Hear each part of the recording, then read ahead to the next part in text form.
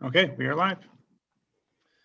All right, everyone. I'll call the General Committee meeting of Barrie City Council to order. Welcome everyone to our virtual meeting. Of course, due to the COVID-19 pandemic, our physical distancing measures are continue to be in effect. Our members of council and the executive management team and the city clerk tonight are all participating via video conference. The senior leadership team from the city, department heads and others who have reports on tonight's agenda are not visible, but they are available to answer questions and on tonight's call. As always, the first item on our agenda is the consent agenda. I'll read out the title associated with the recommended motions and items for discussion. Members of the General Committee can ask that the item be held. If the item is not held for debate tonight, it goes forward to City Council next week for final consideration, and there will be no further debate tonight. We do have a presentation from Ms. Schlichter, which we will get to immediately following the consent agenda. Okay, consent agenda. There are no reports of reference advisory or special committees on tonight's agenda. We do have a number of staff reports. The first staff report is with regards to a new grant program for affordable housing water service upgrades for accessory suites.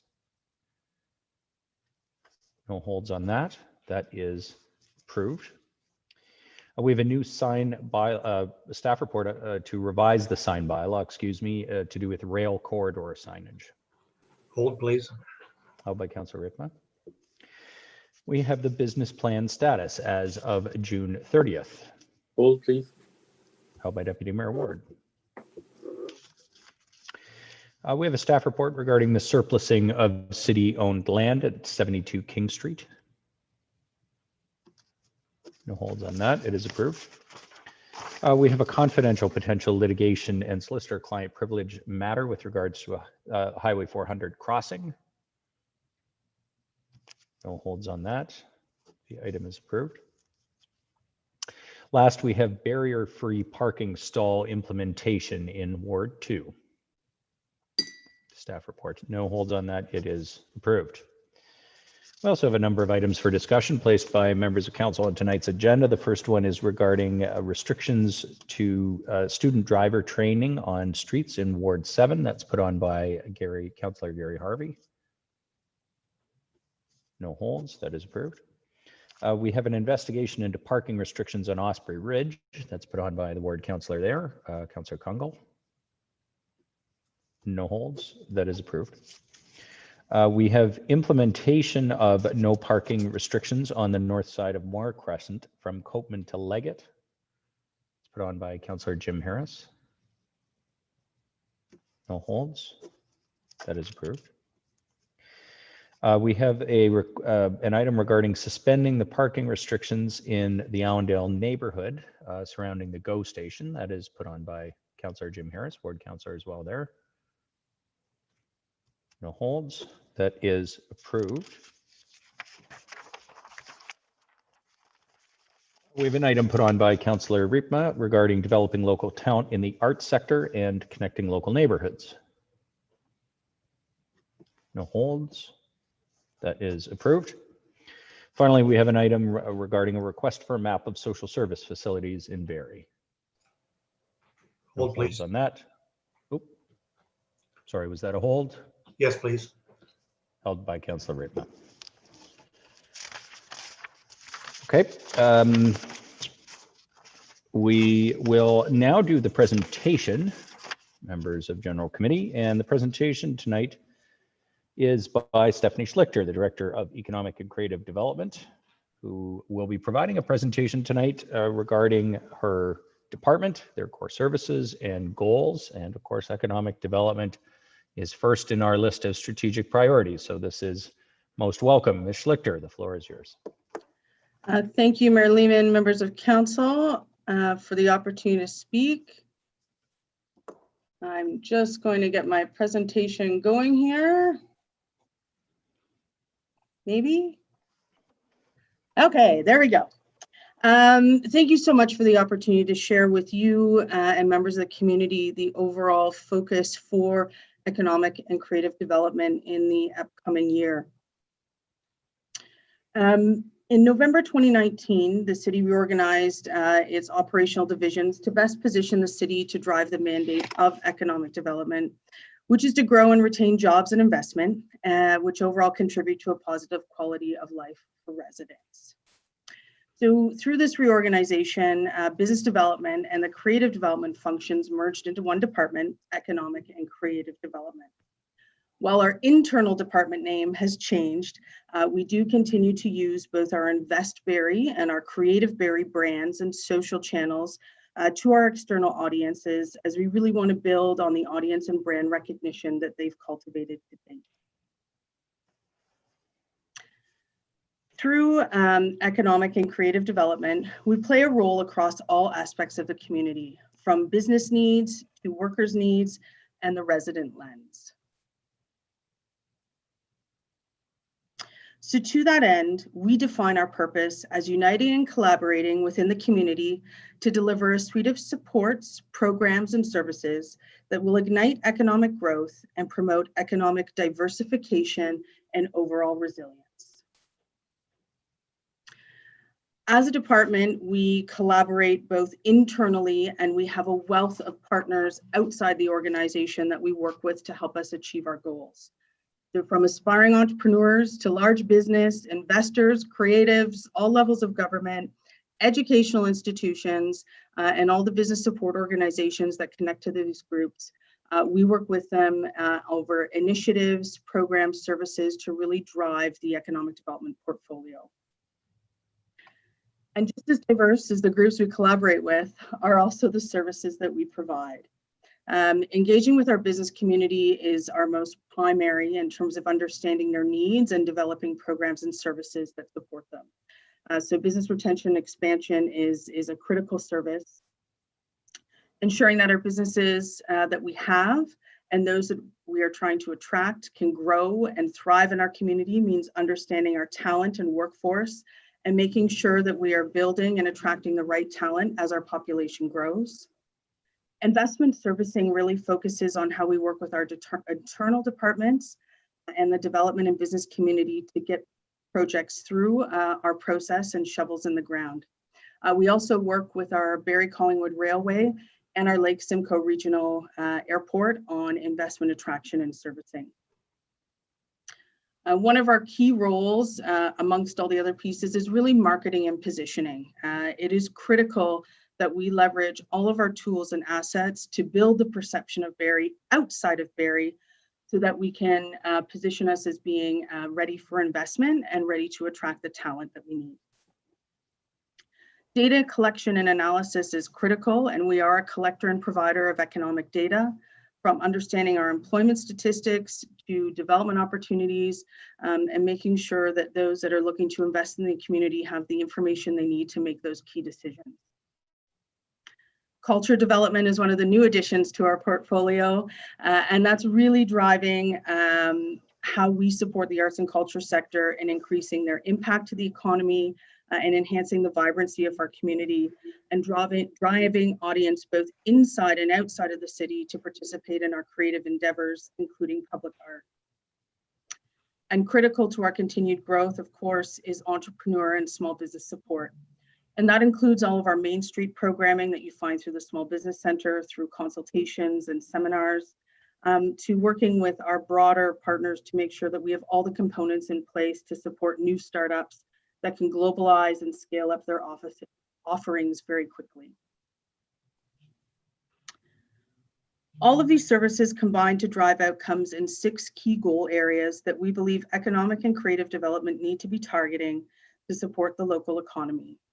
And that is positioning Barrie as a premier business investment destination, developing a robust entrepreneurial and small business ecosystem, cultivating a dynamic workforce and pipeline of talent, fostering a vibrant downtown economic corridor, promoting growth of a diverse and sustainable arts and cultural sector, and implementing strategies that will strengthen the development and competitiveness of our key sectors.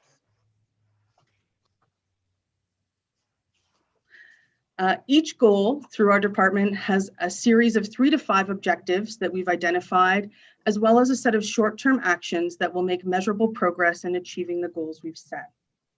Some of the key focus areas for 2020 into the end of 2020 and into 2021 are data.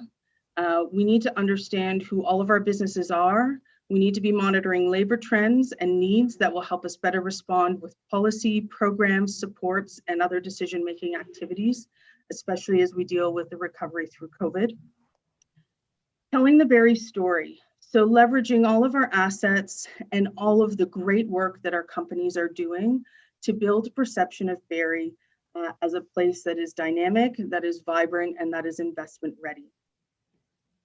That ties to the need to be strengthening our Open for Business program, so facilitating projects, really connecting with our site selector community to tell the Barrie story, but also taking a process approach to our small businesses and implementing proactive tools that will help them accelerate to opening their doors. Leveraging partnerships, as I identified earlier, is critical. We work very closely with the Chamber and Georgian College and the Sandbox, and all of us leverage all of our resources and tools to bring forward programs and projects that will support our entrepreneurs and our businesses in the innovation sector, as well as the entrepreneurship sector. And of course, sector development. So our manufacturing sector is growing, while some of the provincial and national trends show it as declining. We need to make sure we're supporting this sector, but also keeping an eye on emerging targets and sectors we haven't focused on. We'll be looking at tourism and med tech as upcoming opportunities. And finally, building our arts programming. The arts bring so much richness to a community in both direct and indirect economic benefits. The city invested in culture in the mid-2000s, and the community has grown tremendously in that time. Updating our practices and approaches to our arts programming will really position it to harness this next stage of growth for the city. So what's next for us? Tonight's presentation was meant to provide you a very high-level overview of the refreshed focus for our Economic and Development Department and where we will be looking to reinforce our foundation over the coming year. We would invite you to help us share the message and view some of the great work that is happening in our community through our blog posts. All of that can be found on our newly updated website, investbarrie.ca. And we encourage you to connect with us on our social channels as we continue to share the Barrie story. Thank you for your time, and I'd be very pleased to answer any questions. Okay, thank you very much, Ms. Schlichter, for the presentation. Are there any questions from members of General Committee? And my apologies, I'm just going to call up. Okay, I have a number of them. I'll start with the Deputy Mayor, Barrie Ward. Deputy Mayor Ward, go ahead. Thank you, Mayor Lehman. And thank you, Ms. Schlichter. I got a question about 4 slides in it. There's a slide that says, what is our purpose? And it goes, unite and collaborate with the community. What is that? Is that a mission statement, or what exactly is that statement? Sure. When we looked at our role as a department and where we fit, it is really what we are as a department as we see our purpose within the broader area. So you could call it a mission statement if you like, but it's really about how we see us getting to our path to success. And the only way we do that is within the community, uniting and collaborating with our partners. Yeah, and I don't have any problem. Really, during the presentation, you talked a lot about culture, but it wasn't mentioned in whatever this was, mission statement. I thought it would be better if it said, unite and collaborate with the community to deliver a suite of programs, sports, programs, and services that ignite economic and cultural growth and promote economic and cultural diversification and resilience. Just because the cultural component, which is in the rest of the presentation, is left out of this statement. I appreciate the commentary through you, Mayor Lehman, to Deputy Mayor Ward, and we can certainly make that amendment. The intent is that culture is part of economic development in multiple ways, and our department is really working to immerse the two, but we are happy to address them both independently. Thank you. That's it. Thanks, Deputy Mayor Ward. Councillor Thompson. Thank you, Mayor Lehman. Through you to Ms. Schlichter, sorry. I I know that you have to get all this in within a little bit of a slide and in respective time and stuff. I was just wondering if you could expand on the objectives and some of your actions. And then if you could just like if you could email me all the other, I don't want to go through them all tonight, but if you could just maybe give us a little bit of a tease, I guess, and then where you're heading, please and thank you. Sure. Through you, Mayor Lehman, through to Councillor Thompson, and thank you very much for the question. There are, as I mentioned, 3 to 5 objectives in each of the goals, along with a set of actions. So it would be quite cumbersome in a presentation. Happy to share the details with anyone who's interested in doing so. A couple of examples. So if we look at our first goal, which is positioning Barrie as a premier investment destination, one of those pieces is providing reliable economic information, and that's critical for decision making, and that's critical for business investment and really measuring our progress towards our goals. So we will be in 2021 executing a business data survey, and there are a handful of municipalities across Ontario doing this, and this is literally a door-to-door understanding who's here, who's employing, where they're located, tying that to GIS, so we get a much more robust set of data other than having to wait for census or other pieces of information to help our decision making. So that will help us understand how our sectors are growing, where we're seeing employment, identifying trends. So that's one of the key initiatives we're looking at. And also in that same goal, we talk about developing an identifiable, dynamic, and consistent marketing message. That's really about promoting Barrie's strengths, the quality of its workforce, and exceptional livability factors. So that's really taking all of the great things that are Barrie, packaging that up, sharing that story with our site selectors at the provincial and federal level around who are doing investment attraction, and other influencers that are really sharing, that can share our value proposition. Once we're able to gather again, we're also looking at a familiarization tour, which brings site selectors, real estate community from outside the city into the city to get a true sense of all of the great assets that we have here in development opportunities. So it's really building and growing our investment funnel. Through you, Mayor Lehman. Thanks so much for the report. That was my Chewbacca voice. Thank you. Thank you. Thanks, Chewy. Next, I have Councillor Jim Harris. Thanks. I've got a new nickname for for Councillor Thompson. This is Councillor good. Thompson. Thanks to Mayor Lehman. Through you to Ms. Schlichter. Yeah, this was really exciting, and as Councillor Thompson said, a little bit of a tease, but 3 to 5 objections and actions for each of the areas we're looking forward to seeing those and reading those. I was just wondering, one of the areas in our city that's always creates a great deal of interest is the downtown. And as you know, we're in the current midst of the Big Dig. We have the open airs that started, open air that started on Saturday. Just wondering, and trying to get to too much detail, I apologize, it's not the point of tonight's discussion, but maybe in the interest of our community, if you give a little bit of description of what would be involved in the fostering of the vibrant downtown corridor, and maybe how that relates to the efforts to see more residential development in the downtown corridor, have more people and more vibrancy and more activity down there. Thank you. Thank you. Through you, Mayor Lehman, to Councillor Harris. There are a few items that go into that bucket, so I will try and highlight them. Certainly, we are working very closely internally with our planning development team, who are working with the abundance of applications we have right now for residential development in the downtown. How can we help keep that moving forward? What are the pieces that go along with that puzzle to do exactly what you said, and that's bring more people downtown? We work very closely with the BIA. They are a key partner. So we have identified how do we look at some strategic projects with them. We are looking at some specific opportunities to, again, create a very downtown specific value proposition, and how do we jointly go out and market together opportunities in the downtown. And the other piece, again, another tease, is we're just finishing up our tourism master plan, which we will be bringing forward to you in November. And of course, downtown is a key driver opportunity for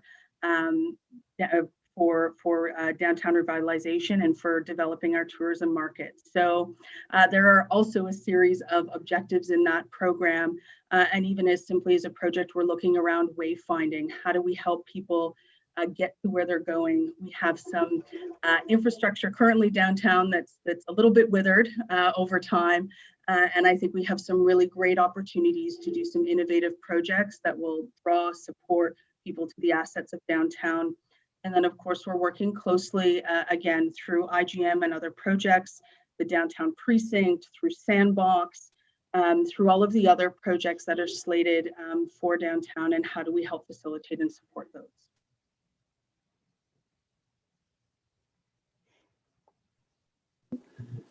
That's great. Thanks very much. I have more questions, but I think I might hold them and wait for the full details. But thank you very much.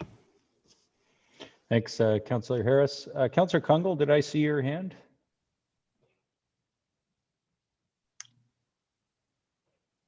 Yeah, go ahead, Councillor Kungl. Yeah, you might have seen my head just around excitement in hearing Ms. Schlichter talk a bit about wayfinding.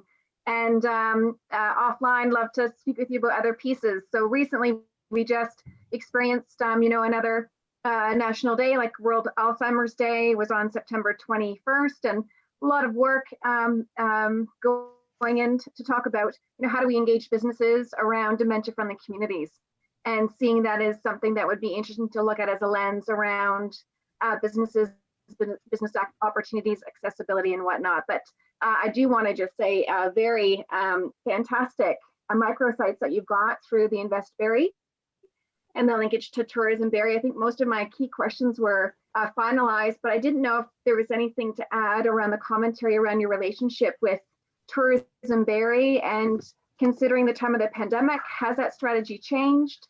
Are you forecasting anything in particular with that tourism master plan that's a little bit different than you would have otherwise projected, that's taking into consideration the current pandemic and kind of an unpredictable coming year?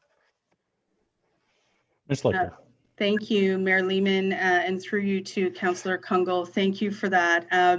Part of the piece for the tourism master plan was it was mostly complete pre-COVID, and then of course COVID hit. So we are rationalizing all of the recommendations in relation to what we're facing right now. Tourism Barrie, again, we're working quite closely with, and we are very sensitive to health regulations and all of the need to stay safe. So it definitely is a balancing act. They have also created a strategic plan. So again, we're working on aligning those pieces together. As part of our relationship with them with the municipal accommodation tax and their being our collector, we do have some report backs that are also associated with that. So we work closely, and there will be a handful of things coming through Tourism Master Plan and through the MAT report back. Thank you. I look forward to reading. Thanks, Councillor Kungl. I have Councillor Morales. Was there anyone else who wished to ask a question on this one? Councillor Aylwin. Okay, go ahead, Councillor Morales. Thank you, Mayor Lehman. Just a quick question. Ms. Schlitzer. You described the downtown obviously being a key integral part of this economic development success. Could you, not so much on like the workings of it, but could you just give a general overview on the relationship that you've had both with the Downtown BIA as an association, as well as its new executive director, Kelly McKenna? I know that's, to people who might not be, have intimate experience with it day to day, that's something that is obviously very important to have an association that is in line with the city and kind of moving those initiatives forward. So is there something that you feel comfortable kind of clarifying and giving people some news that we can be hopeful for? Sure. Through you, Mayor Lehman, through to Councillor Morales, the executive director has a longstanding acumen in economic development. So we've been colleagues in various forms and formats or professional acquaintances throughout our career paths. But certainly, as it relates to the BIA, we are in regular communication. We are both looking at our objectives and what BIA's objectives are, and how do we align and work together. We're working to be a centralized contact for them. for City Hall and really putting all of the pieces that they are looking to support their businesses with, and how do we do that through recovery and through the work that we're doing. Okay, perfect. Thank you. Thanks, Councillor Morales. Councillor Elwin. Thank you, Mayor Lehman, and thanks for the presentation, Ms. Schlichter. My question is similar to Deputy Mayor Ward's line of questioning. I definitely noticed, the lack of culture and arts in that statement, so I'm encouraged to hear that you're taking that feedback. And I also noticed that culture development is one core service of 7. Arts, 1 of 6 of the overall goals. So I'm wondering if you can sort of speak to, because of course art is an economic driver, important for economic diversification and resilience, but it's also important for a sense of belonging in the community. Artistic expression has value in and of itself, independent and separate from economic development. So I'm wondering if you can speak to that piece, how you're supporting arts for art's sake, and also maybe a bit about the engagement with the arts sector and arts community and what you're doing there. Ms. Schlichter. Okay, thank you, through you, Mayor Lehman, to Councillor Aylwin. A couple of pieces there, and again, because you're just seeing the high-level values, when you see the detailed objectives, and I'm happy to share them, you will actually see that arts and culture is threaded through so many of those pieces. And I think of just a quick example is around our small business center and what we want to do around entrepreneurship. So that's cultivating our emerging musicians program. That's programs like Artrepreneur that are there to support the arts programming in that way. And even, arts for art's sake, when we get into sector development and we look at tourism, the arts and cultural community is critical to that. And quite frankly, talent attraction as well. I mean, having a vibrant place for people to go, the arts are a key part of that placemaking and that experience. So I can appreciate where maybe it wasn't as forward in some of those other pieces, or it looked like 1 out of 7. But part of our goal is really integrating that portfolio into everything that we do, because it is all interconnected. And as for our engagement in the arts community, we've certainly been diving into Barrie Public Art, obviously with the release of the Horn and the Heart, which is beautiful. And we have some more work to do with recovery. We've got some upcoming consultations. We have a cultural grant program that we need to make some choices on with recovery. So we continue to engage with that community, and I think you will see more of it over the coming weeks. That's great. Thank you so much. And I'm glad you mentioned the Horn and the Heart.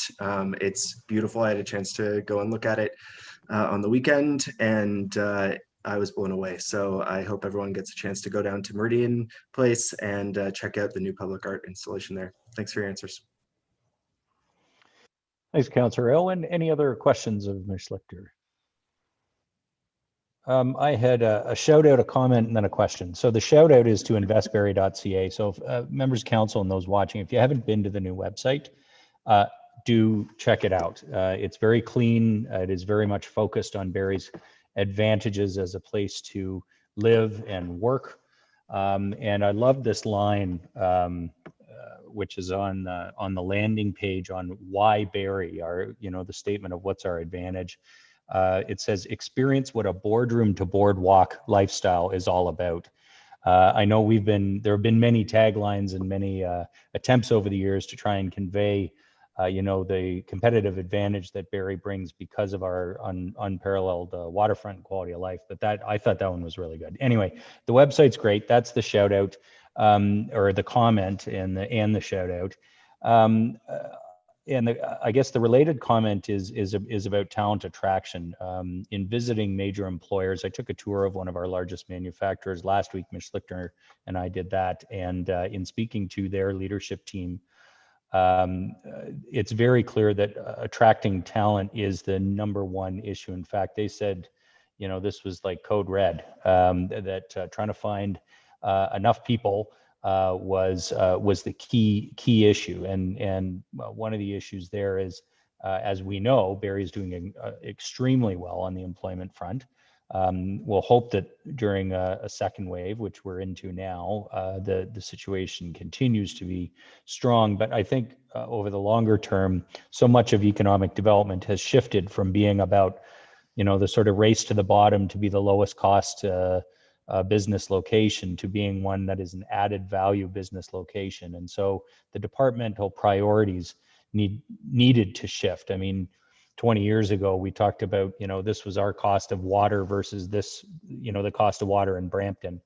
And those differences pale beside the importance of labor force, an available talented labor force, and the strength of the qualifications of that labor force. So that is all about attracting people to come. And that's one of the reasons why Barrie needs to continue to grow. So in terms of your presentation, I think it really hits on that priority. The question I have is about supply chain substitution, especially with COVID. This has accelerated, but we were already seeing a desire for onshoring because of fears about global supply chains, disruption due to the government in the States. We had the examples of tariffs and so on. There is also obviously the issue of the climate change impacts of long hauling materials from the other side of the world back and forth. So there are a bunch of reasons, both long-term and short-term, especially with COVID, to look for local suppliers rather than global supply chains. And there is some interest, I know there is, among our local, particularly manufacturers, but especially as well, distributors and buyers. Is this something that the department's actively engaged with at the moment? Thank you, Mayor Lehman, for the question. There are a few different ways that I think we're looking at that. A, most definitely as part of the recovery planning. And B, we are working with the county, the city of Orillia, Georgian College, Lakehead on a regional manufacturing partnership, which is really about aligning together. We all have an interest in industry, and part of that communication, sharing those communications, we believe would help support some of those pieces. And again, we're heavily engaged with Georgian on a handful of other connecting research and other initiatives. And I think through that, we are bringing industry together to share some of those same issues. Good to know. I know that the manufacturing community in Barrie over the years has had at different times, there was a big involvement from the chamber. There was a manufacturing council at one point, but it's only more recently, I think, through the sandbox and the chamber that we've had Export Development Canada and the federal government starting to talk about some of overseas opportunities as well as local supply chain where that makes sense. And I think that can make a huge difference. So, okay, thank you very much for the presentation, Ms. Schlichter. If there are no further questions, well, thank you for that. And I know there's a thirst for more detail because there's always a lot more than what you can fit into 10 minutes. So we'll look forward to the additional information. But thank you for the work your department does, and obviously the success we've been having in the last 6 months, even dealing with COVID. Okay, members of General Committee, we will now move to the items that were held among the staff reports. The first one was the sign bylaw revision for rail corridor signage. It was held by Councillor Riepma. Councillor Riepma. Thank you, Mr. Mayor. I'll put it on the floor for discussion. And I'm going to ask that we vote no to this one. Let me just say right at the outset that I don't believe there's ever been a survey done that showed that people in any place wanted more billboard signs. And certainly no one has ever approached me and said, Claire, my view of the city of Barrie would be so much improved if there were more billboard signs. I don't think there's anybody that wants more billboard signs except for a few sign salesmen and a few advertising folks. We need fewer signs in this city, not more. And this suggestion here suggests that they're going to, replace some existing signs and possibly even with digital signs. And the carrot that is before us is that, currently we make all of $36,000 a year on this program. and the carrot is that, oh, we'll make more, and that's probably true. But to me, it's time that we take back our city from the advertising agencies trying to sell us stuff that we really don't need. From an urban perspective, billboards are visual pollution. They clutter our city, and they don't contribute anything. Yes, we need signs to tell us where to go and what's in the store and whose store it is. Those kind of signs, absolutely. But we don't need any more signs that tell us to buy Coke or some dish detergent. And especially on city property, on public property. We don't need to use public assets for private interests. And I think it's high time that we sent a message that this is our city. It's not for advertising companies.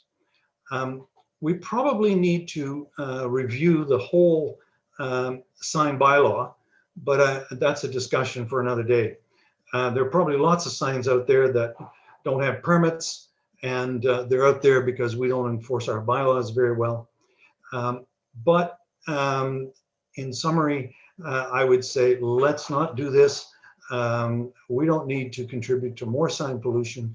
I don't think it adds anything to our city. And I'm asking you to vote against the approval of this recommendation. Thank you.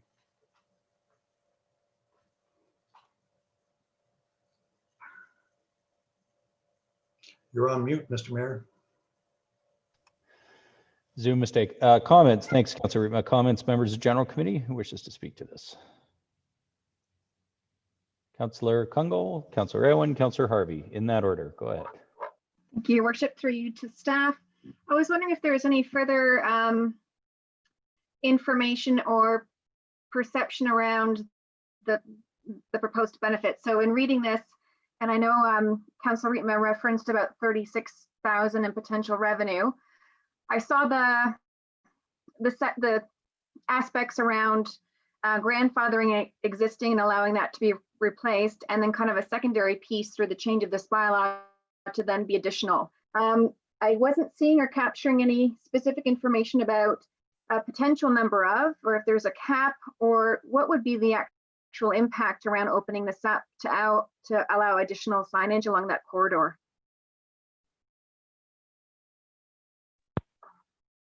Ms. McAlpine. Thank you, Mayor Lehman. Through you to Councillor Kungl.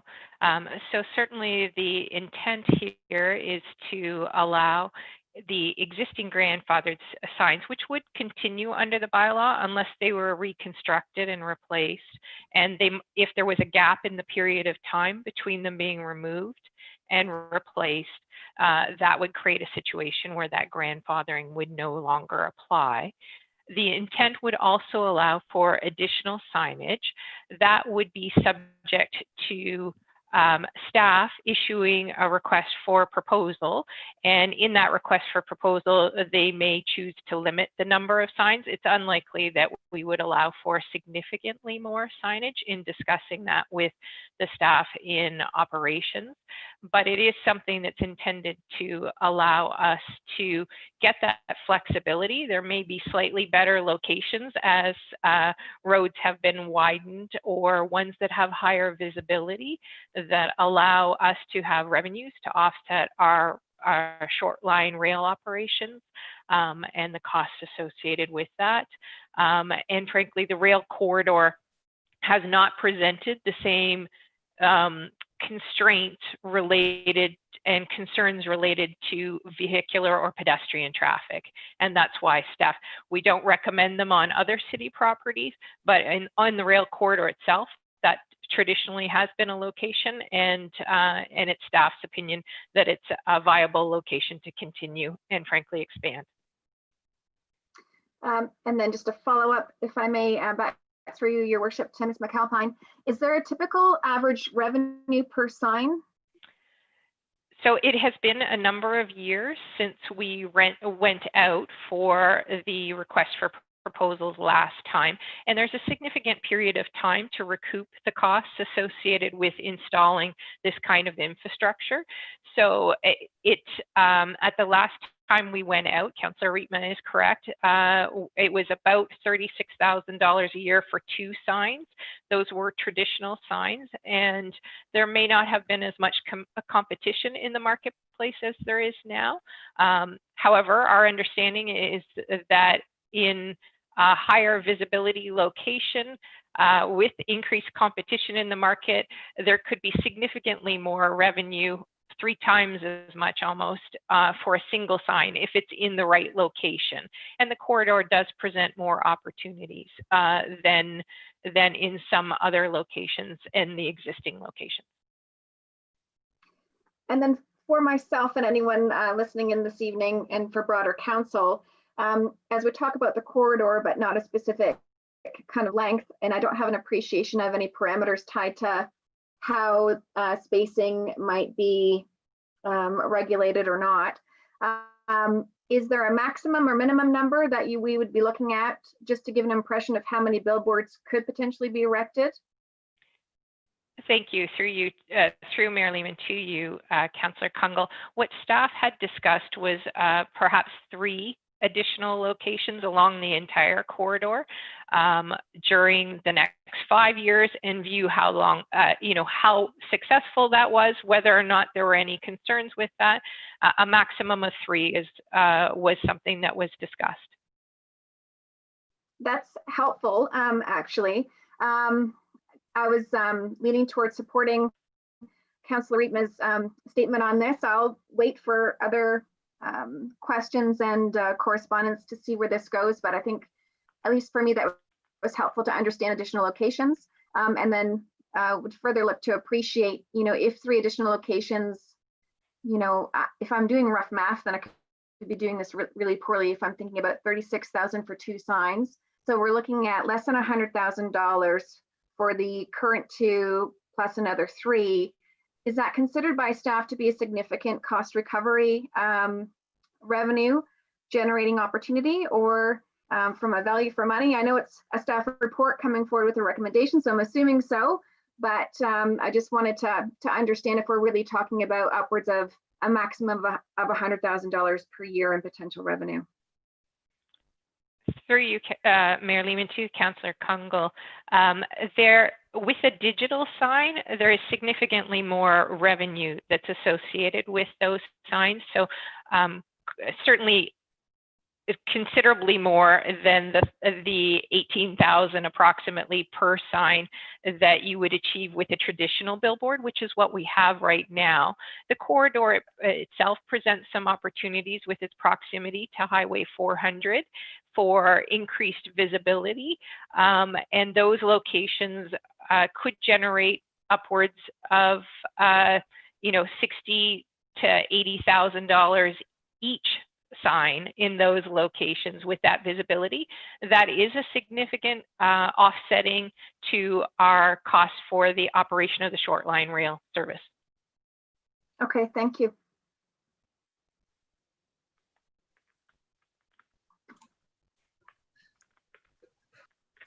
I'm doing the mute thing a lot tonight. Sorry about that. Councillor Kungl, thanks for the questions. Councillor Elwin, you're next. Thanks, Mayor Lehman. I tried to guess what you were saying.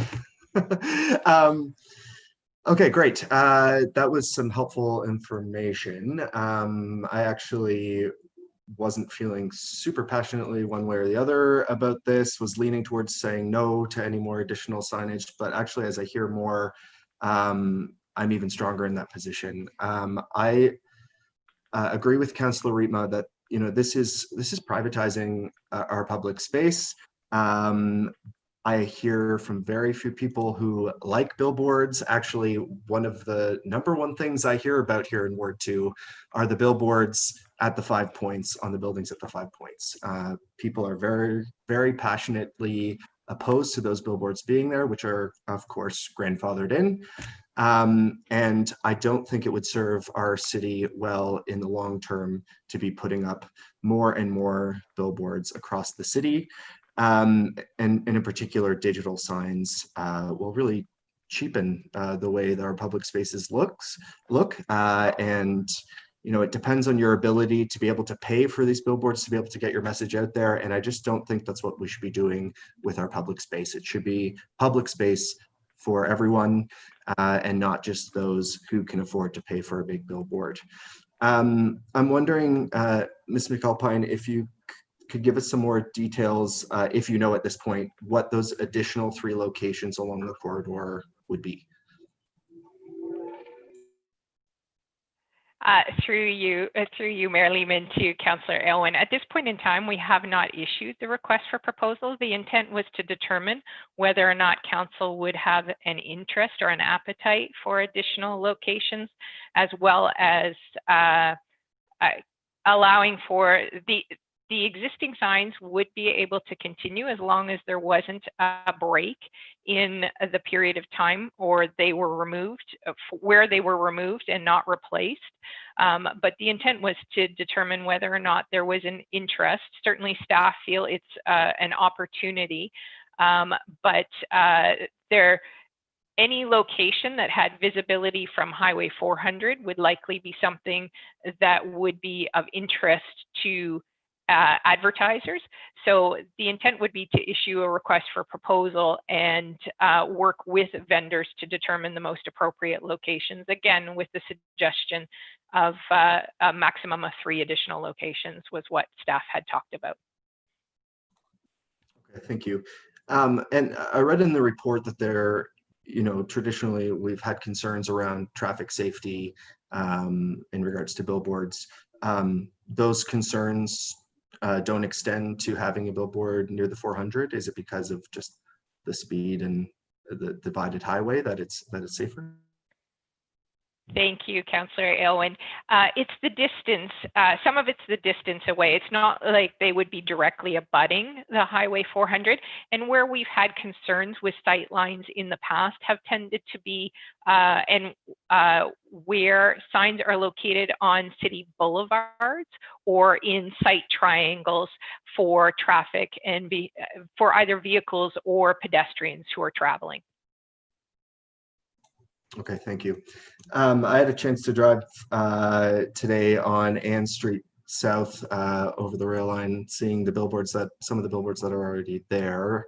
And you know what, I can live with the billboards that are there. I'm not super happy about them being there. I would prefer that they weren't there, but they're there, they're grandfathered in, and it does bring us some revenue. But I would really hate to see us go down the route of adding more and more. And I'm particularly opposed to digital signs. So if this, I'll look at proposing an amendment potentially at City Council if this does pass General Committee this week. Thanks. Councillor Owen, Councillor Harvey.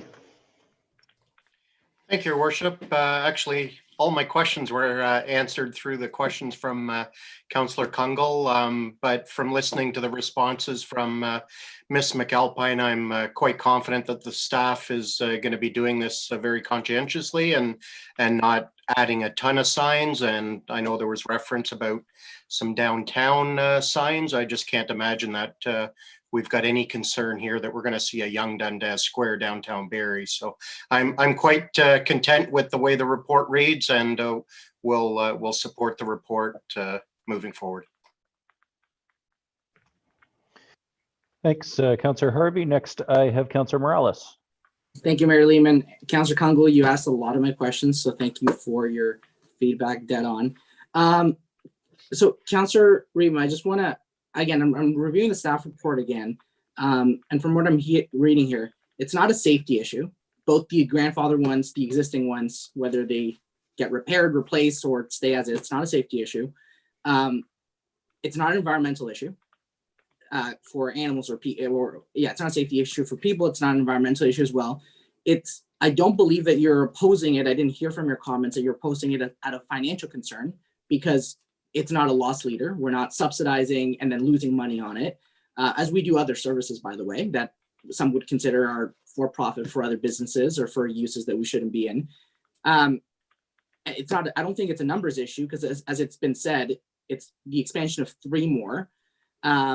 and I don't believe it's an issue about the morality of the content has been brought up before by previous councillors, because that's what our sponsorship policy is for. Our sponsorship policy, and I see some staff nodding along, is very detailed, and there's very thorough process about content. So I'm just kind of curious as to, again, looking at financial implication, content / morality, safety, what seems to be the motivator? And I just want to give you the chance to kind of clarify on that. Councillor Harvey, I guess the question is to you. Yes, thank you. And thank you, Councillor Morales, for that question. And I certainly want to say that I would expect that staff would do everything that they do conscientiously and, following morality and all those other things. I would expect nothing less. And certainly that is not my concern. My concern is that the city is already cluttered with signs, and what we're doing here is we're just encouraging more signage and doing it on public property. So that kind of gives a city blessing to this. And if we're trying to create community, create a city where people have ownership of this city, then why do this? And we're not looking at big dollars here. We're making $36,000 this year. Staff has suggested maybe that, it might be 3 or 4 times that much. In our budget, that's a spit in the ocean. So it's not money, it has to do with community. And I think that's a really, really important piece in terms of giving leadership, especially when it comes to city properties. I might just add one other item. I know that staff have suggested, I think Ms. McAlpine suggested that these would be digital signs, and they would be visible from the 401. And I think we need to be cautious about that, because the Ministry of Transportation will not permit a sign that is visible, a billboard sign that is visible from the 401 or from the 400 or from any of their highways. What we have here is a legacy situation. And if you go and drive the 401 in Toronto by the airport, you'll see that there are signs on the airport property along the 401. And that is a situation where the airport is federally regulated, and the province regulates the highway, but the feds say, we don't have to listen to any policy that is set by the province. And so they do their own thing. And that's why we have billboards on this piece of railway as well, because the railway was originally governed by the federal government. And that's why we need to have this amendment to our bylaw, because we would not permit this as a city. And so that's, we're now, making a change so that we can increase the number of signs, and that's my concern. Okay, thank you, Councillor Harvey. My apologies, Mayor Lehman. Just quick questions to Ms. McAlpine. The Collingwood Railway, the actual verbiage, is that just the rail line that we have north of Tiffin that goes to Collingwood, or does that include the GO Train railway from the downtown to out towards Ennisville? Just want to clarify for everybody. Thank you, Councillor Morales. That the short line rail runs from Utopia through down into Innisfil, and has spurs to some of the industrial areas within the community. So the short line itself extends all the way. the city-owned portion now, as previously it was held by the Allendale Community Development Corporation. The city-owned portion runs from Utopia all the way down into Innisfil. Okay, perfect. So I'll just close it off with a couple comments here. I know some comments were made to say that we don't want it to turn into a 5 points or clutter. That's just a fault in logic. We're talking about rail tracks, billboards within proximity, likely surrounded by some sort of bush, trees, or minimal exposure. We cannot compare the two. We cannot make a logical appeal to say that Bayfield signs are bad. You allow this, it supports that problem. It's just not the same connected argument. That's a different argument if we want to have that on a different day. The argument, this public space for everybody, don't sell it to corporations. This is something that, as the staff report says, regularly occurs on railways. We see it when we're on the GO train, if people ride the GO train. And this public space that is for everybody, I just want to make a quick PSA. Do not just go out and enjoy the rail line space. It might serve for a very nice looking Instagram picture, but that is a safety concern. This is not where people naturally congregate at a park, which the staff report says. It's not a similar public use. The logic that we don't approve them because not everybody can afford them. I just want to give one specific one that I think will touch everybody's hearts and it'll make sense. These billboards could be small businesses, could be large, or it could be somebody like a Sick Kids. I know I started seeing bus shelters in the South End last year where they started their new campaign, Sick Kids, and they incorporated Barrie. They made an emotional appeal. As we know now that now they're looking for an expansion. I'm not saying that we do this for Sick Kids, but look at those logical arguments where something that most, if not everybody, would support, who have the pockets to do this and want to reach a Barrie audience, specifically going on the GO train, would all of a sudden be limited. So those are kind of my comments on this. And again, if we want to have an argument about advertising in general, Bayfield, downtown, let's have that, definitely another night. But let's not confuse the logic of the 2 points for existing billboards that really have had no trouble up until now, that we're just clarifying a grandfathering and the expansion of 3. Okay, thanks, Councillor Morales. I do have a speakers list, and I know we're going to talk about these 3 signs for a little while longer. Councillor Riepma, back to you. Thank you, Mr. Mayor. I think I said most of what I wanted to say in response to Councillor Morales. I think I wouldn't have quite so much of a concern if we limited this signage to Sick Kids Hospital and similar hospitals or similar PSAs. But this is not what they're going to pay supposedly big dollars for.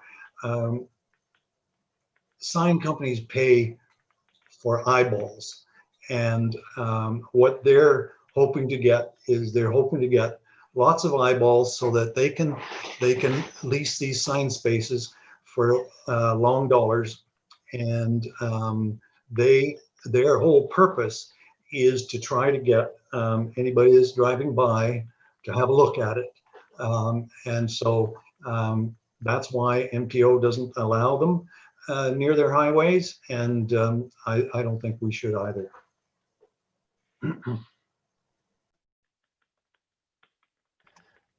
Councillor Riepma, thank you. Councillor McCann.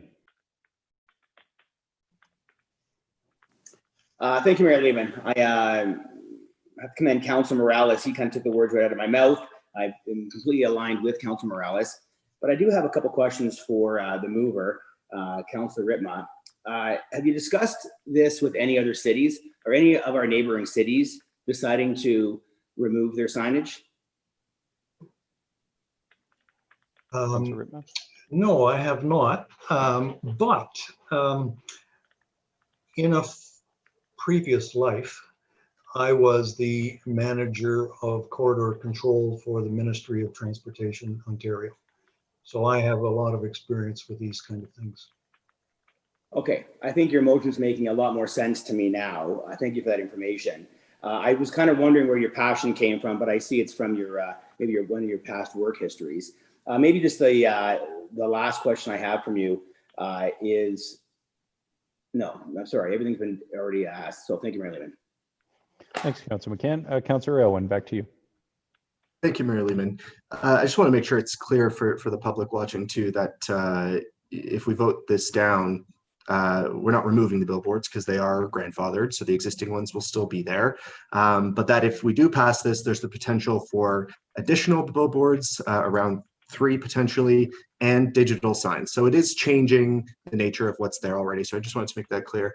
I did have another question for Ms. McAlpine. So there's a significant portion of the rail line that's outside of the city. Are we looking to put billboards along that stretch of the rail line as well? Excellent question. Ms. McAlpine. Thank you, Mayor Lehman, through you to Councillor Elwin. That's certainly an opportunity should a portion of the line be in a municipality that permits that would be something that we could look at to recover some of our costs. As members of council are likely aware, the city is the only municipality that's supporting it, even though industry within other communities are benefiting from the rail line. And that's at this point in time, that would be an opportunity if it was permitted within those municipalities for us to recoup some revenue from the benefiting municipality. Thank you for that answer, Ms. McAlpine. And I think it would be premature of us to support, looking at changing our own sign bylaw to allow these billboards. If we're not even going to look at the portion that's outside of the city, why not look there first before we, add more billboards within the city, which I hear over and over again. People don't want more billboards. They think they're unattractive. They think they're ugly. They don't think it represents our city very well. So I would prefer that we look at that portion of the rail line first, rather than going ahead within the city. Yeah, interested to hear more from other council. Thanks, Councillor Owen. Anyone else wish to speak to this? Ms. McAlpine, just before we move on, I'll come back to you, Councillor Kungle. So the 3 locations that city staff were looking at, sorry, how many are inside the boundary and how many are in Innisfil or ESSA for that matter? Mayor Lehman, thank you for that question. At this point in time, it would be subject to a request for proposal, and we would work with the vendors to determine what locations they felt had the most value, which ones we felt had the least impact on traffic, vehicular, or pedestrian, although unlikely on the rail corridor that you're going to have a pedestrian issue. But we would work with what has the greatest value to us, what impacts the opportunity for business and the opportunity to support our short line rail.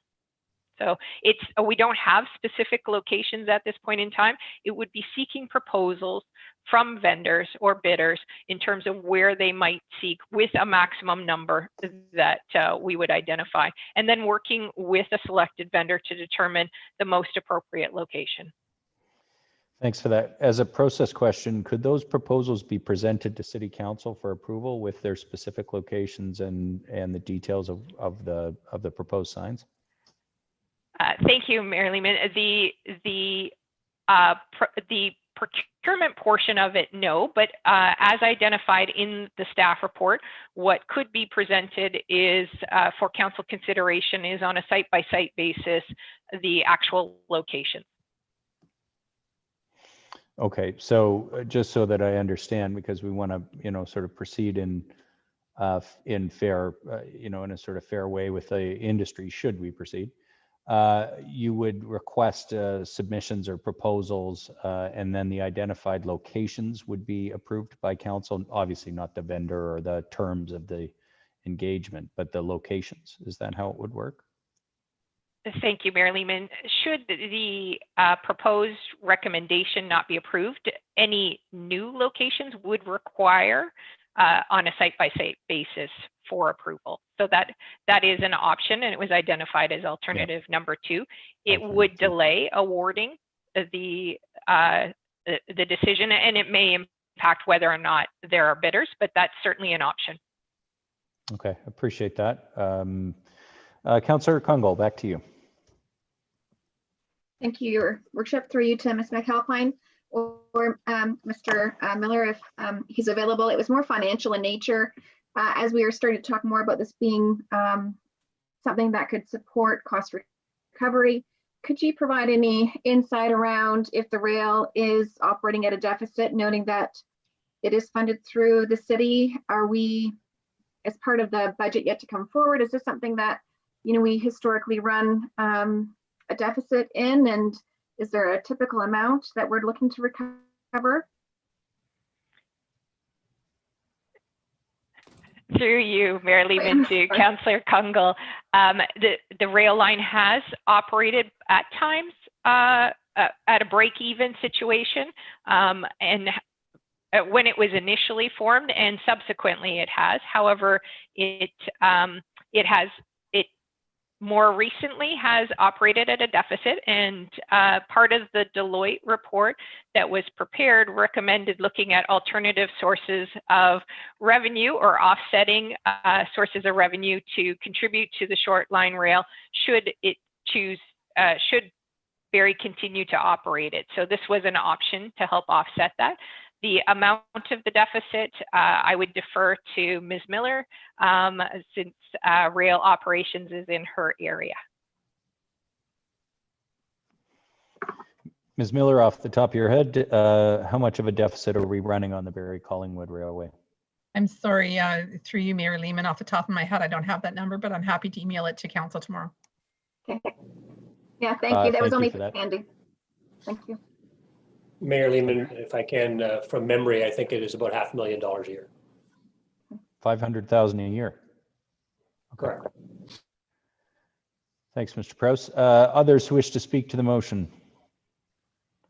Okay, so the item is on the floor as printed. I'll just make a couple of comments before we vote. I'm actually going to support this and support the staff motion.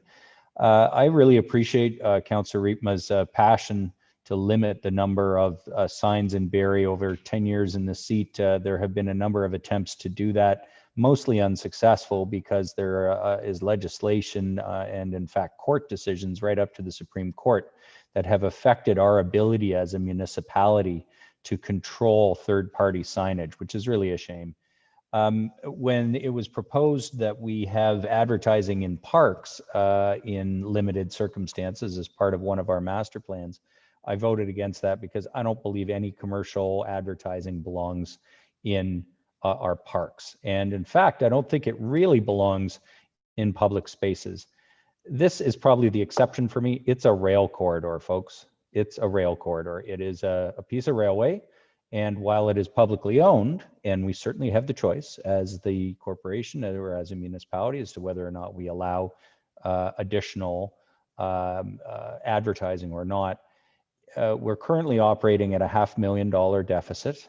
We directed our staff to, on the railway, we are losing $500,000 a year, and we directed our staff to come up with revenue sources to try and limit that bleeding. That currently services a couple of industries in Innisfil and a couple of industries in Barrie. And I question as to whether a municipality can and should be able to continue to do that.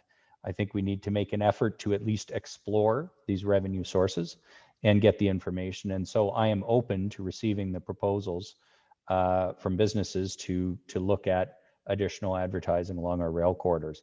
Now, all of that being said, I'm far more comfortable with alternative 2 than the printed motion. I think alternative 2 will retain some control for council with regards to the signage and the nature of it.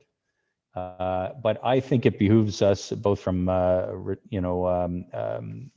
revenue point of view, looking at the taxpayer money that is currently being spent subsidizing the railway to limit that.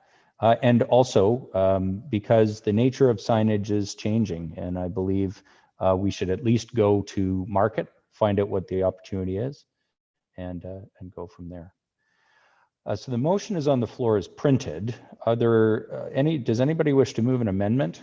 I would welcome alternative 2, but I'm in the chair, so I'm not moving any amendments at the moment.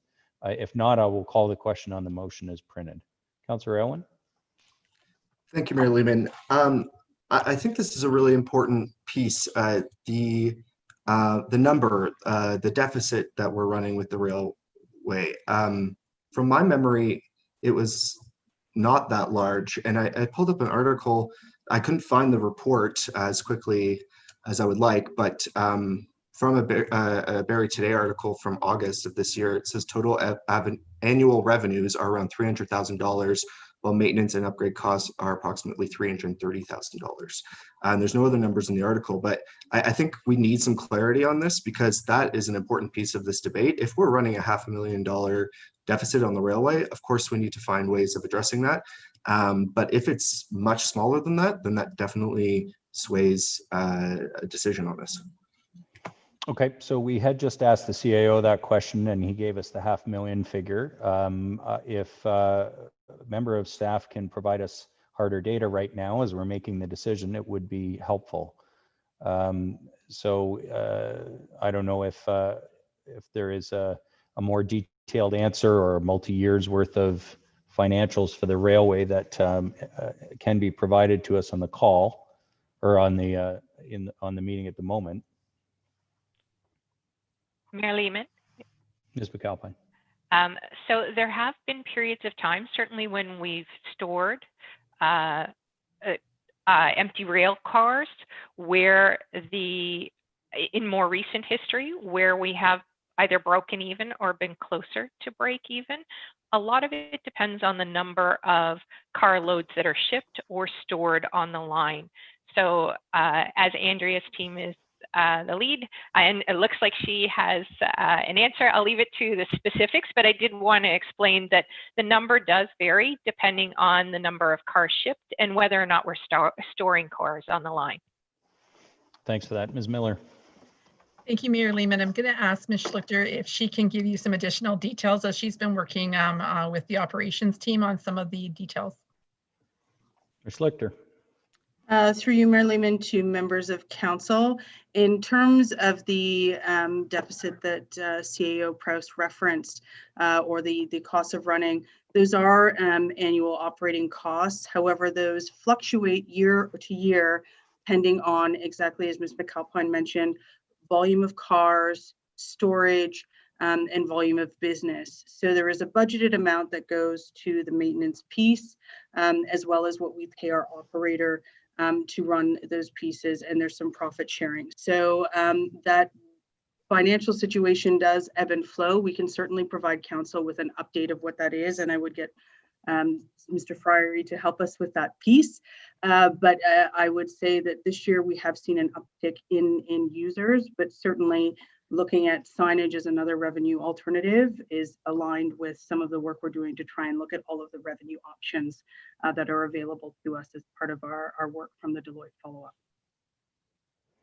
Okay, are there any numbers that can be shared with General Committee? At this stage this evening, we would need to do an email to you, Mayor Lehman and Council. Okay, so members of General Committee, may I suggest there's a couple of ways forward. Defer the item pending getting an assessment of how significant the revenue problem is and perhaps what the opportunity is with more detail. Secondly, you could move alternative 2, which would be to allow staff to move forward with their recommendation, however, limit the locations to only those approved by council. Third, you could vote against this because you don't want any of it. Members of council, what's on the floor at the moment is the staff report as printed. Councillor Riepma and then Councillor Morales. Thank you, Mr. Mayor. My first wish is to kill this altogether, but I do think that there's some merit in getting some more financial information.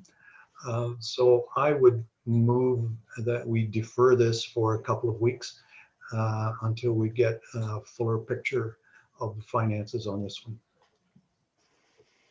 Okay, so that would be to defer the matter to the next General Committee meeting, Councillor Riepma? Yes. Okay, so a deferral motion is non-debatable. Councillor Riepma, you're moving to defer this to the next General Committee meeting. We've had quite a bit of discussion, so I think staff have heard the information we're looking for. So I will call the question on the deferral motion. Those in favor of deferring the item to next General Committee meeting? 3 in favor.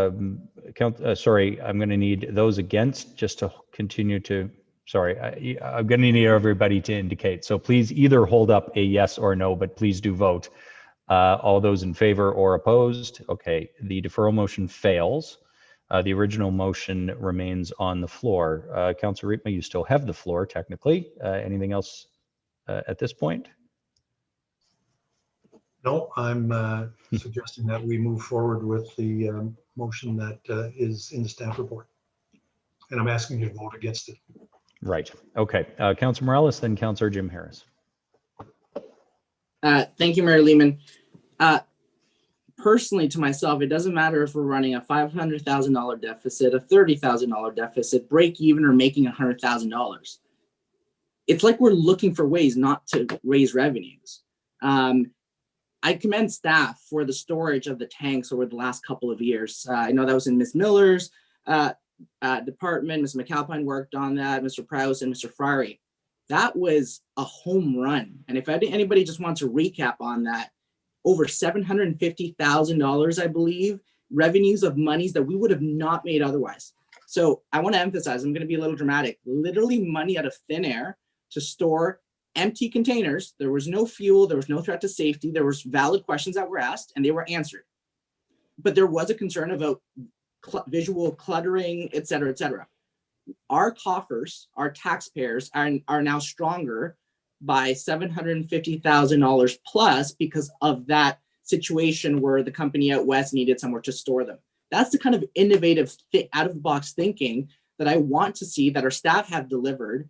And again, we're not even talking about that. We're talking about 3 more signs and grandfathering existing signage and moving forward. So to me, that number, whether it comes back and we're in a $500,000 surplus, it doesn't matter. We're looking at the data. If there's no safety concern, there's no environmental concern, our sponsorship policy takes care of the content, and our staff is advertising, is recommending this.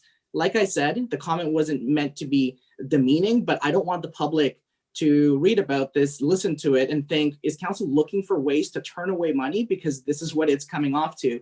And when the media reports it, I don't want possible advertisers to think that Barrie just doesn't get it and is not kind of open for business. So that number, whether we get it or not, doesn't really affect my decision making.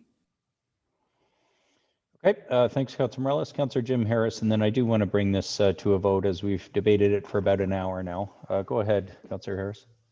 Thank you, Mayor Lehman. I'll be brief. I wasn't going to speak, but I did find that, and I thank you, Councillor Morales. I was sitting here thinking the exact same thing. It doesn't matter what the financial is. If we have an opportunity to bring in revenue, we should take the opportunity, given that there's no risk. Well said by Councillor Morales on environmental safety. So I don't believe as a city we're trending towards being in the black this year with our COVID challenges and lack of revenue on many fronts. So it just seems like I wanted to say, I'll finish by saying thank you, staff, for finding this source of revenue. And I do support proceeding with this, given the parameters that have been provided, which I think are more than reasonable. So thank you. Okay, thanks, Councillor Harris. Are there any others who wish to comment? The motion's on the floor is printed. Deputy Mayor Ward.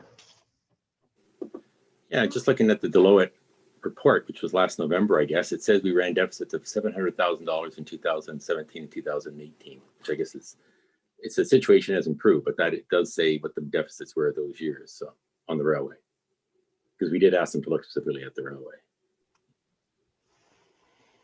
So thanks just for that. putting in a ballpark figure, and I guess I'd only say that I'd rather look at a billboard than park rail cars any day. Thanks for that, Deputy Mayor Ward. And on that, I'd like to call the question. The motion is on the floor as printed. I think many have had an opportunity to speak to it. Those in favor of the staff motion, which is on the floor as printed. Those opposed, please indicate. 2, that carries.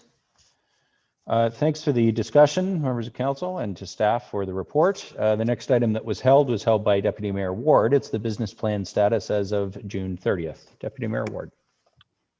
I will put it on the floor, and I guess I'll start by commending staff for, I mean, these are very unusual times, and to come in with this small a deficit in these unusual times a tremendous job by our staff.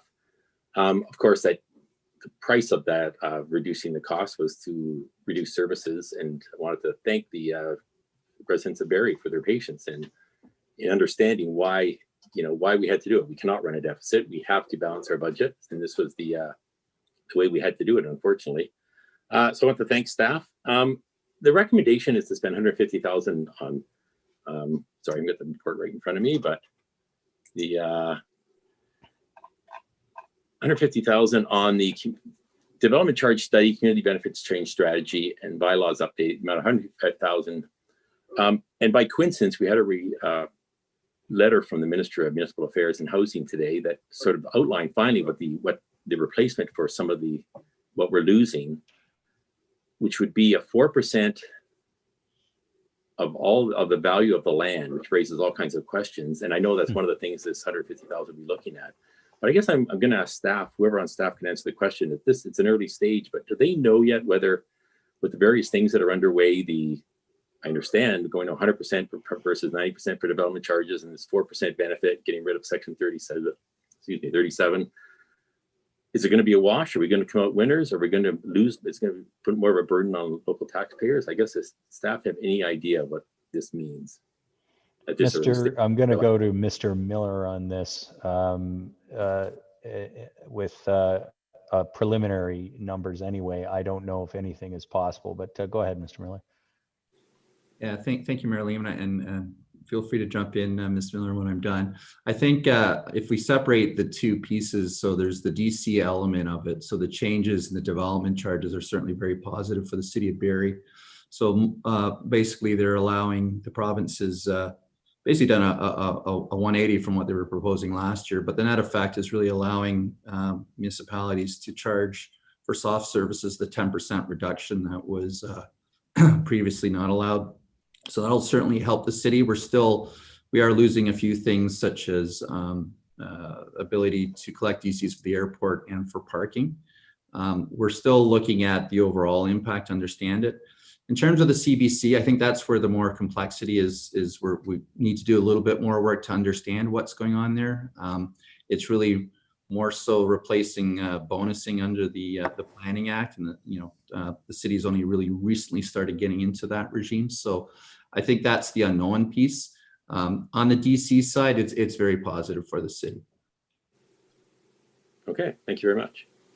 And we'll look forward. When would you anticipate that report would be finished?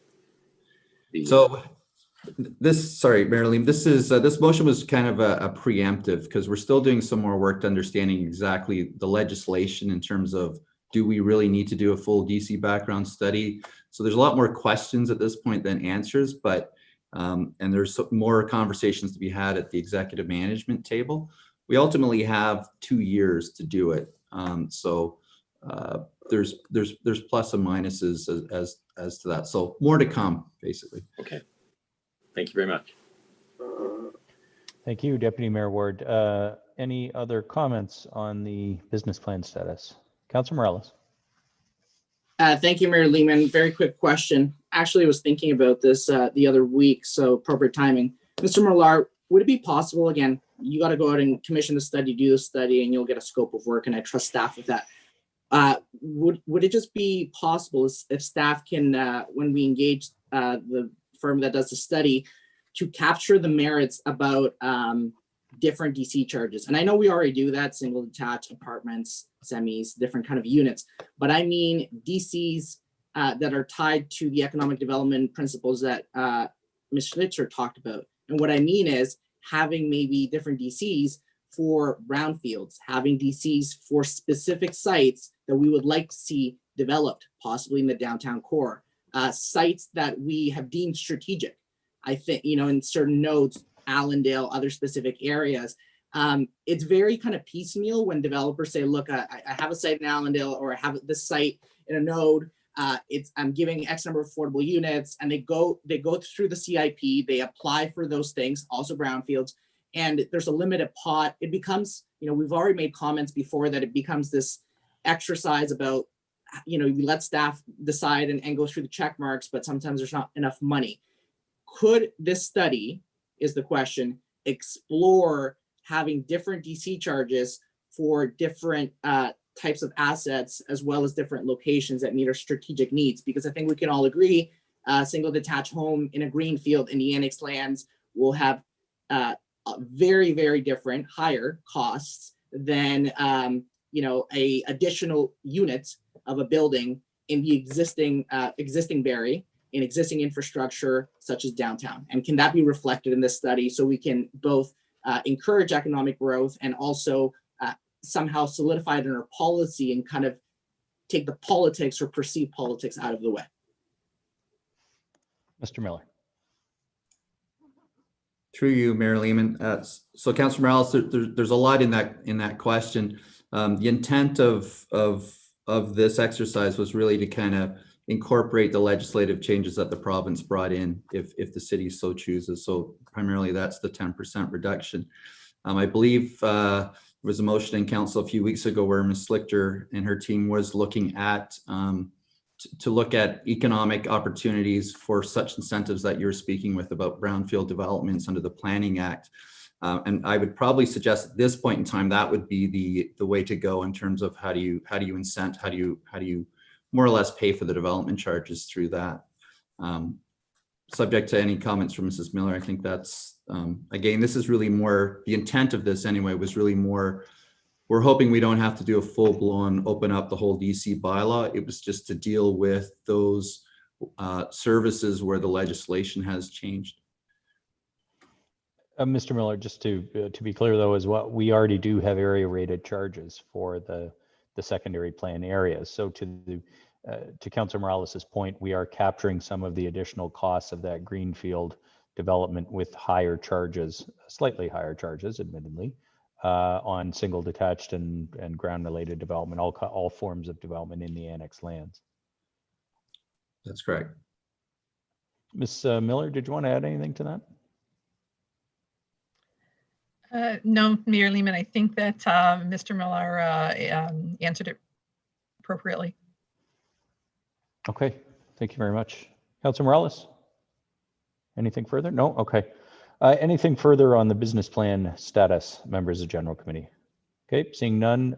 Deputy Mayor Ward, I think you put that on the floor as printed. Yes, okay. I'll call the question. Those in favor of the item? Anyone opposed? Seeing none, that carries unanimously by those present. The remaining item that was held was an item for discussion regarding a map of social services. Councillor Riepma, you held this item. Thank you, Mr. Mayor. I just have a one-word question to Councillor McCann, and that is why? Councillor McCann.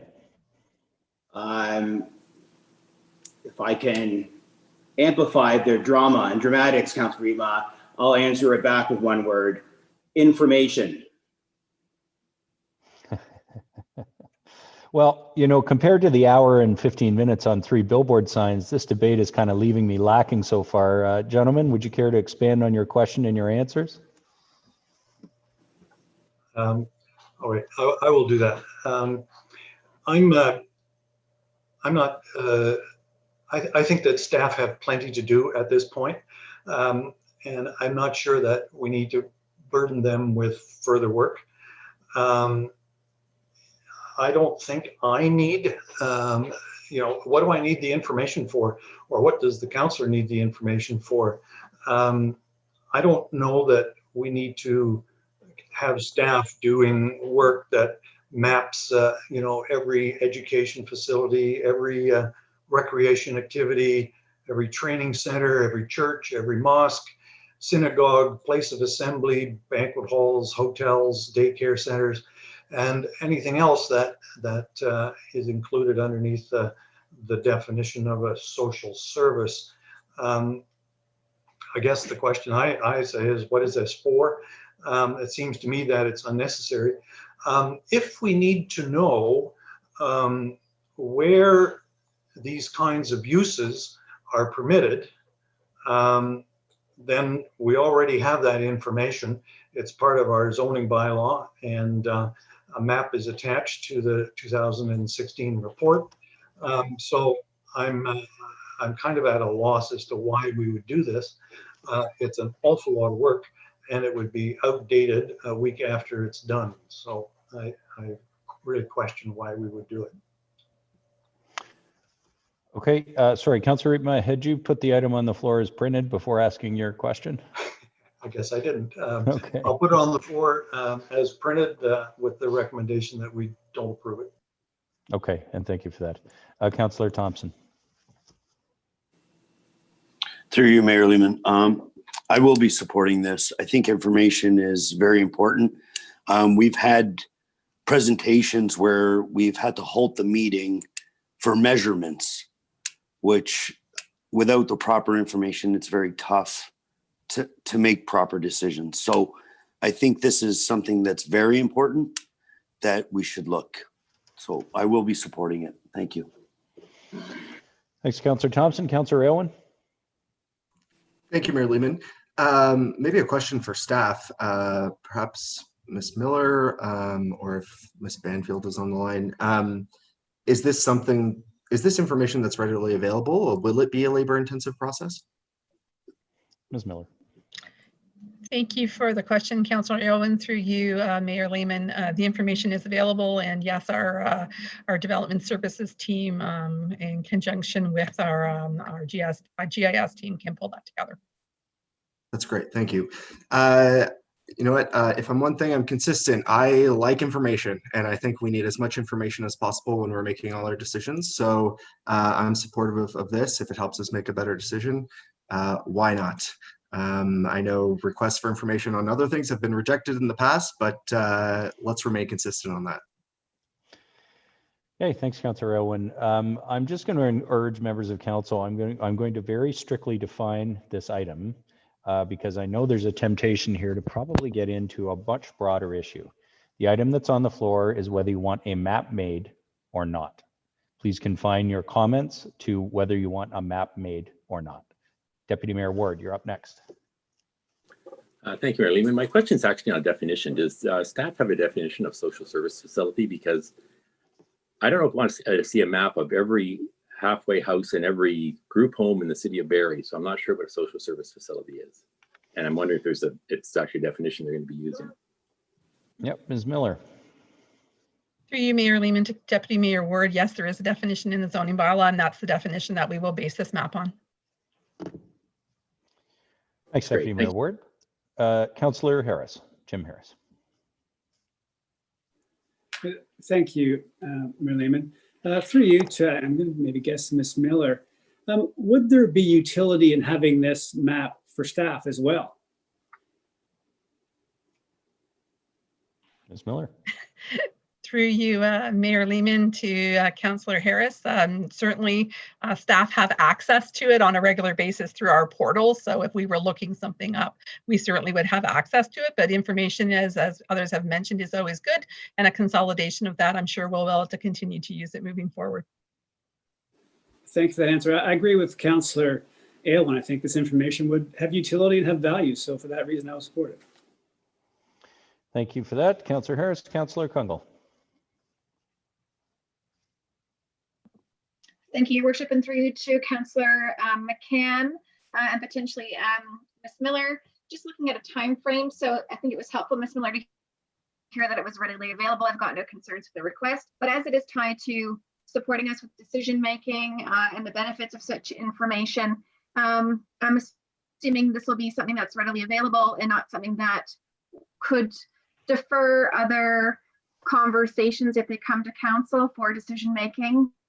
While we're waiting for this information, could you give a guidance as to timeline? Or Councillor McCann, should I say, are you looking for this to come back in a certain time frame? But I'm assuming we can get this back within the next 2 weeks or so. I'm pretty sure GIS can do it in a big hurry, but Ms. Miller, timing? Through you, Mayor Lehman, to Councillor Kungle, that's our intention is to get on this right away. And if there's any indication that there will be a delay, I'll certainly let you know, but our intention is to get it back to you as soon as possible. Thank you. And as a map, if I can, just a follow-up question. Sometimes I find it's great from a visual, although I'm sure it's accurate when we start using icons and that. Sometimes I lose appreciation for distance. I'm not sure if there would be a radius of a distance that could help to be an indicator of just scope of distance from social services to one another, if that's a value on the mapping, but some type of information that can give a scale.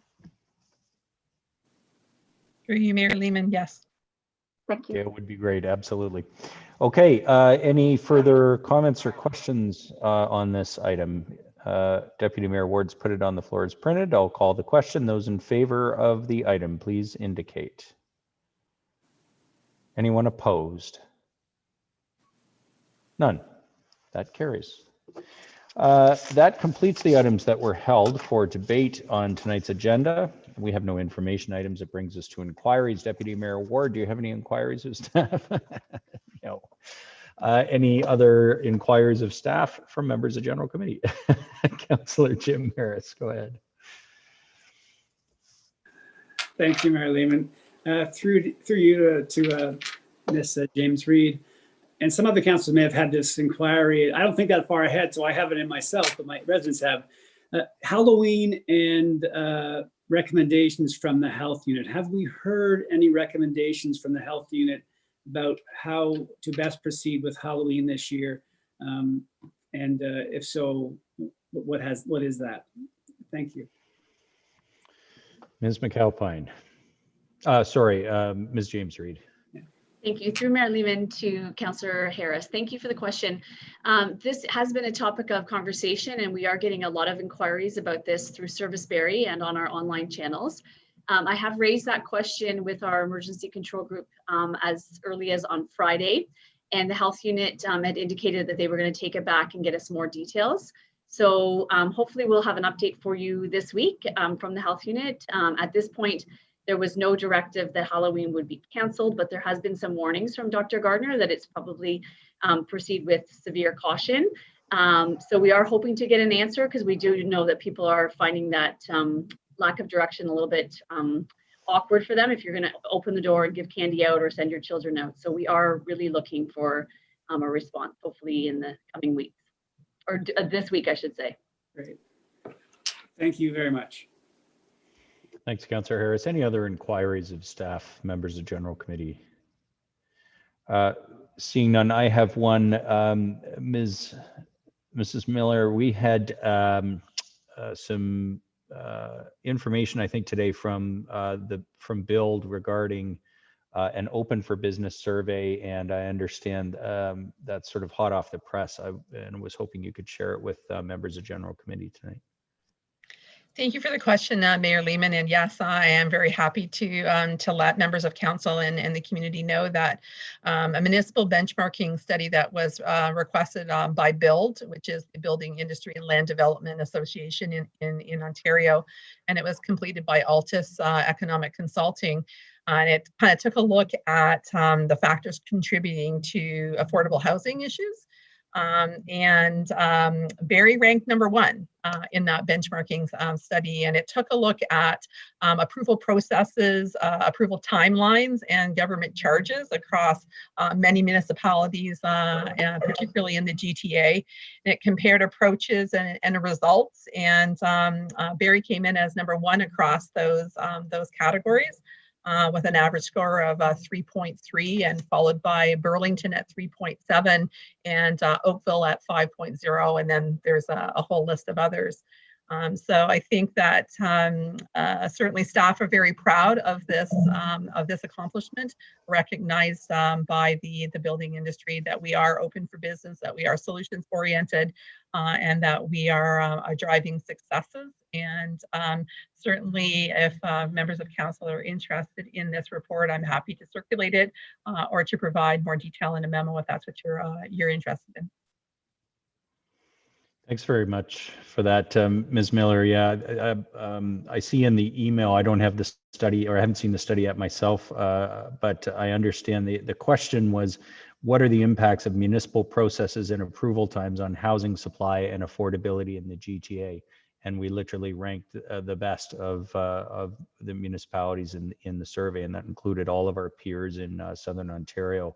So that is certainly something to be very, very proud of. And Ms. Miller and Mr. Proust, you deserve a lot of credit. I think Ms. Banfield's on the call as well, for becoming an easy place to do business when it comes to the inevitable long planning processes that we have to navigate in this province. But in particular, the impact on council's goals, not just, of course, smart growth and growing our community and growing our economy, but of course, affordable housing being a key piece of that as well. So congratulations on being #1 in the survey. That's fantastic. Announcements, members of General Committee. Deputy Mayor Ward. Nope. Councillor Harvey. Thank you, Your Worship. Just want to remind residents of yet another neighborhood meeting for another Ward 7 development tomorrow at 5 o'clock on Zoom. It's parcel land at 90 Mapleview Drive West, which is immediately adjacent to Canadian Tire at the traffic lights, looking at a rezoning application on a commercial side of things. That would include several different commercial things along with a restaurant. So again, it's tomorrow at 5 o'clock on Zoom. So you have to go online. You can either go onto my website, garyharvey.ca, which will then link you immediately to the city's website to be able to register online for the Zoom meeting. Thanks a lot. Thanks, Councillor Harvey. Councillor Elwin. Thank you, Mayor Lehman.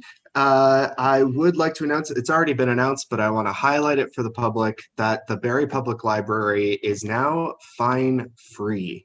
So public libraries strive to provide, an accessible and equitable space for all people in the city. So back in July, the Barrie Public Library Board approved the removal of late fines from borrowed materials. And this is shocking. Over 11,000 Barrie Public Library members had their accounts blocked due to fines, and 2,200 of those accounts belonged to children and teens. So what that meant is that these families were no longer to take advantage of the books and resources that are available at our public library. And it's important that people from all walks of life are able to access those resources, no matter their economic situation. I remember a couple of years ago, I had lost a book and I thought I could never show my face at the library again. Eventually paid that fine, but you do still have to pay for lost items. So hold on to your items, make sure you return them, and return them on time so that other patrons can take advantage of the resources as well. So the Barrie Public Library is open for in-person visits, but please be cautious, please wear a mask, and barrielibrary.ca has incredible online resources, and a library card is free, so sign up and you can get some great resources there. Okay, thanks, Councillor Aylwin. Any other announcements, members of General Committee? Okay, seeing none, I have a few. We proclaim the month of September 2020 as Childhood Cancer Awareness Month in the City of Barrie. We continue to hold flag raisings and other events, many held, of course, virtually this year instead of in person, to support the various good causes around the city. And of course, our proclamations and flag raisings are part of how we try and support those important events. Last week, the City of Barrie released the draft of our new official plan and citywide urban design guidelines. They're out for a 90-day public review and comment period, which will take it to December 22nd.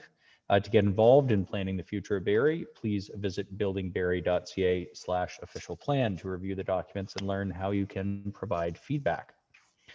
As part of the economic recovery plan, the city's collaborating with the Downtown Barrie BIA to bring Culture Days programming to Open Air Dunlop. Open Air is the pedestrianization of a part of Dunlop Street on select Saturdays until the end of October. And we invite people to participate and show appreciation for arts and culture in their communities and nationwide. I can tell you from being down there on Saturday, although there were more people were very good about distancing. And of course, the extra space being available allows you to do that, whether you're opening a brief or enjoying a brief open air kind of walk or performance or otherwise. That event is on Saturdays for the next 3 weeks.